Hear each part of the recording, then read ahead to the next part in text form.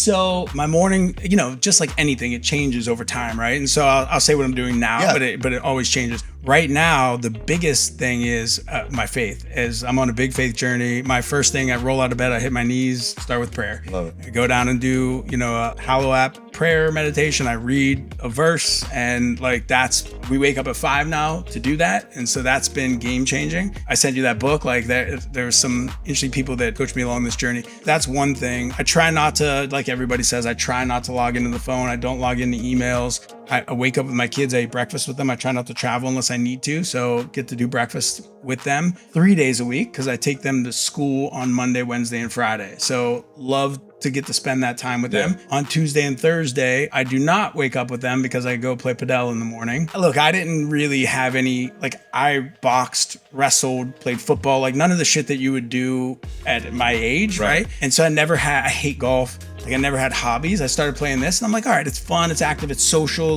Because there would be days where I would literally, my office is in my house, would not leave my house. And I was like, that's not healthy for you, Right. So I do that. Other days I'm here doing the classes, or other days I'm doing functional patterns, really kind of unwinding some physical issues that I've generated over the years, right? My hip is this or whatever. We're pretty healthy eaters. I mean, my wife takes care of that. Someone was over the other day at breakfast and they were laughing because I had a bowl of a cereal called Lovebird. It's like a healthier cereal with Koya. That's my breakfast often. They're like, you're like a little kid with cereal, but I eat that. Or we have 16 chickens at my mom's house, so we eat eggs. Oh, love that. That's amazing. I think just physical activity, prayer. I mean, my wife and I take once a week, we go on a date night. It's really just a night to connect and trying to keep a social circle. I gave up drinking. So, that's not part of my life anymore. I guess getting deeper into it, I'm on the peptide train. Love it. We have a concierge doctor from California who's a friend of ours. And so we were talking about different things. So I'll microdose retatrutide. Okay. Which would be typical,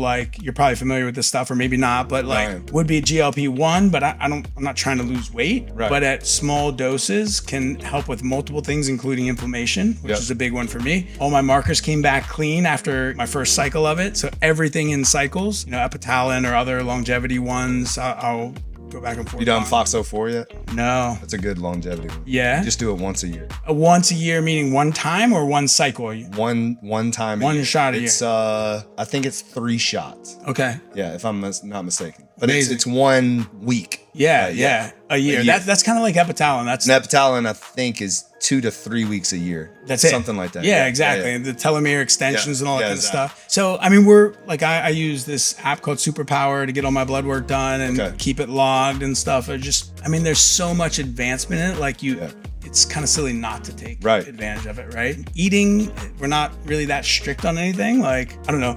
You're the guy telling people how to eat. It's probably like the kiss of death if you restrict them too much, because then they rubber band back to eating like shit. Yeah, it's just you have to have balance. You know, and then it's silly. Some of these hardcore things they're not even with me. I'm essentially carnivore is what people would call me. Yeah. But I mean, listen, I have 2 young kids, and it's really hard to be hardcore carnivore. Now I do it every now and then. So I usually what I do is I'll do 30 to 45 days. Just talking to my pastor about this, about 4 times a year, and then the rest I'm 90% carnivore. Yeah. And then if I want to have some ice cream or cookies with my kid, I do it. Right, exactly. Or if I want to take them and go get waffles or something, you know what I mean? Because you want to have those moments and you don't want to be I don't eat that. Totally. You don't want to be like that. No. So at least I don't personally. I don't. And whoever does, that's fine. But to each its own, Whatever works for you. Yeah, But the other thing for me is and you have this situation too, is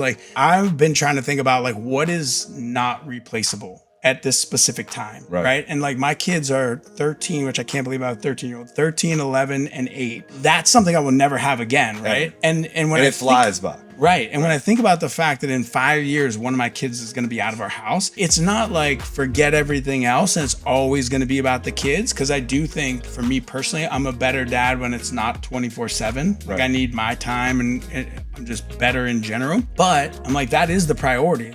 I'm not going to go fly out for this thing if somebody else can do it because I want to be here with my kids, or I'm going to spend the money for the vacation, even if it's more than I should, because in 5 years, one of them's not going to be there, That's been a big one for me, is thinking about what is irreplaceable and that time is. I think I can always I'm by no means like depriving the business of my time or attention, but in the Four Loko days, it was all consuming.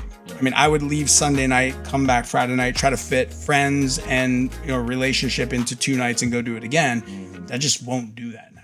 Yeah. So I think you have a family, it's different. Yeah, exactly. Yeah, I have my non-negotiables. Like I take the kids to school. That's like you said, that there's something about that that's just, it feels right. Yeah, exactly. It's like that. You can't ever get that back. Ever. Yeah. So, and we have fun too, you know, listen to music and totally, you know, they rolled the window down. That my son's like, we're taking the monster truck. So, you know, like it's a whole thing. Yeah, exactly. Yeah.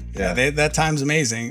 One of the things we've done is try to do one-on-one. We've actually gotten bad at it right now, but one-on-one dates with the kids, because like alone time with them is like they're a different person. Especially at 3. And my wife's actually in Vegas with my middle son right now. So we also set up this, like, I call it rites of passage, that were really like generated by my oldest son. Like, oh, we're gonna skip a day of school when you're 8, and we're gonna go. We lived in California. We're gonna go skiing, and then we're gonna go surfing that same night, right? And so they each get to do something like that. So at 11, they get to do a trip with mom. And that's cool. So those are, you know, just, I don't know. I think those. It's living with intention. Yeah, you know? Like just you're not just like better, right? Going through, and then you know you hear these stories, and I mean, I don't know about like your childhood, but like, you know, when your dad would leave the house and then you saw him at night. That was it. Like, you know. And there was a different time. I was actually meeting with a group recently where they were talking about like unwinding kind of family relationships. And they're like, you also have to acknowledge like these conversations weren't happening when your parents were younger. Nobody was talking about this. So men, our fathers were like, I got to provide. That's what I got to do. Right. Yep.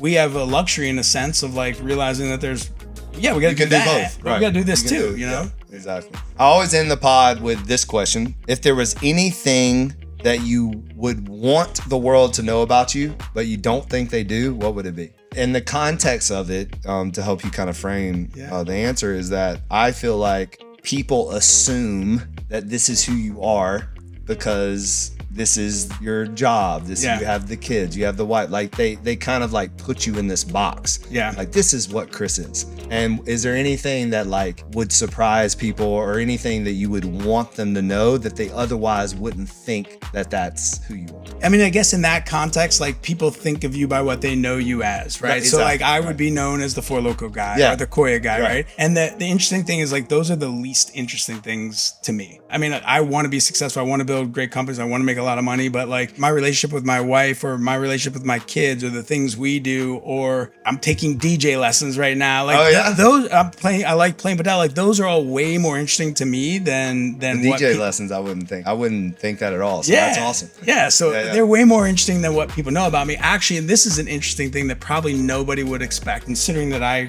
was one of the co-founders of Four Loko. I grew up with a family of addiction. And so my mom struggled with addiction from the time I was 12 until 10 years ago. She got sober 10 years ago. And so like I'm very familiar with addiction and very cautious about addiction. And you know, my mom actually has a sober living house over in Little Haiti that we bought and she runs. Oh, wow. I think people are always shocked by that, considering if they know me as the...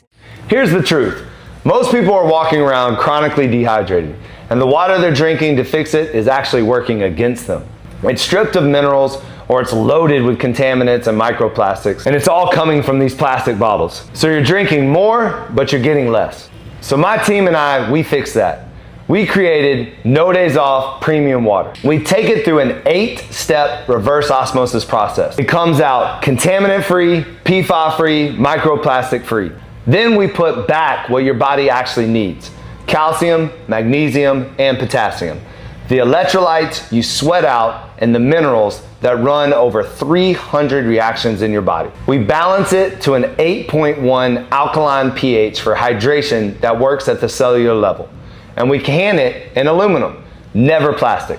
So nothing leaches out into your water and nothing sits in the landfill. That's the hack. Hydration done the right way.